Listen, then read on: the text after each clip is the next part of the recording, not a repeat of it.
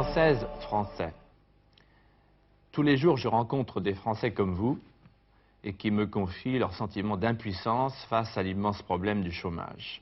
C'est vrai que depuis 20 ans, on a connu les mêmes politiques, les mêmes recettes, avec les mêmes résultats et les mêmes échecs. Eh bien moi je vous propose du neuf. Qu'est-ce que ça veut dire du neuf? Ça veut dire deux choses. Premièrement, protéger nos emplois, les emplois de nos salariés, de nos entreprises, contre la concurrence inéquitable des pays à très bas salaire. Deuxièmement, réduire massivement les dépenses des administrations pour pouvoir libérer l'initiative. Je m'appelle Jean-Noël, je suis artisan pâtissier depuis 25 ans et je vis mon métier avec passion.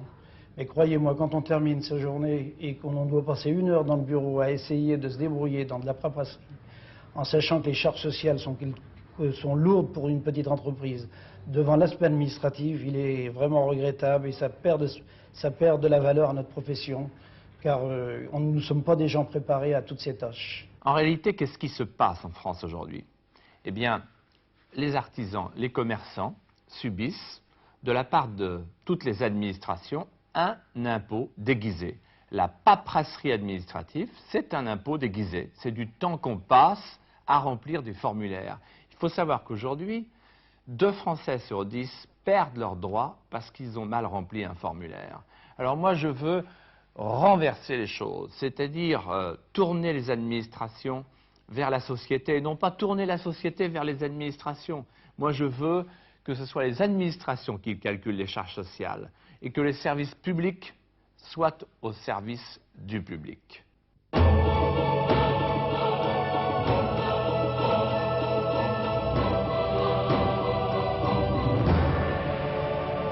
Bonjour, je suis artisan boucher depuis 1989 et je voudrais vous parler de la taxe professionnelle que je trouve abusive. Elle est taxée sur les salaires et sur les investissements neufs. Que pensez-vous faire? La supprimer tout simplement. Et je vais vous dire pourquoi. Parce que la taxe professionnelle est un impôt absurde qui décourage l'investissement et qui décourage l'embauche. Mais il faut aller plus loin et dire ceci. Les dépenses des administrations sont trop lourdes. La situation de la France, c'est comme la situation d'un ménage, d'une entreprise surendettée. Quand on est pris à la gorge, il faut faire un effort pour pouvoir à nouveau respirer. Si on veut demain libérer l'initiative, c'est-à-dire libérer l'énergie de tous ceux qui créent des emplois, qui épargnent, qui investissent, libérer la France qui s'active, la France au travail, il faut réduire les dépenses de toutes nos administrations locales et nationales, comme tous les grands pays modernes. Le réflexe en France, face à un problème, c'est de créer un impôt. Moi, je souhaite qu'à l'avenir, le réflexe en France, ça soit d'alléger les impôts, d'alléger les dépenses, de faire confiance à la société.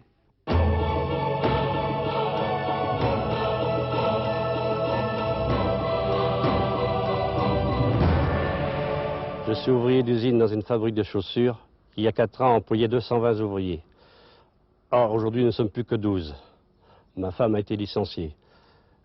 Je ne comprends pas les hommes politiques qui, par les accords du GATT, ont accepté ces délocalisations, payant une main-d'œuvre à très bas prix dans des pays étrangers. Comme vous le savez, je n'ai pas accepté les accords du GATT. J'ai refusé le GATT, contrairement aux autres candidats de la majorité à l'élection présidentielle. Et je vais vous expliquer pourquoi. Si on oblige tous nos producteurs à travailler au coût mondial, au prix mondial, avec un salarié chez nous, on peut avoir 80 Philippins. L'hémorragie continuera. Vous aurez les délocalisations, nous avons les délocalisations. Vous aurez la pression mondiale à la baisse des salaires, c'est déjà le cas chez nous. Alors, ce qu'il faut exiger, c'est de taxer les importations sauvages des pays à très bas salaire et qui n'ont pas de protection sociale pour pouvoir revaloriser, augmenter chez nous les bas salaires, sauver notre protection sociale, sauver nos emplois, sauver les emplois des salariés de nos entreprises. Si l'Europe redevient un marché commun, libre à l'intérieur, protégé à l'extérieur, le pays reverdira, l'Europe et la France reverdiront.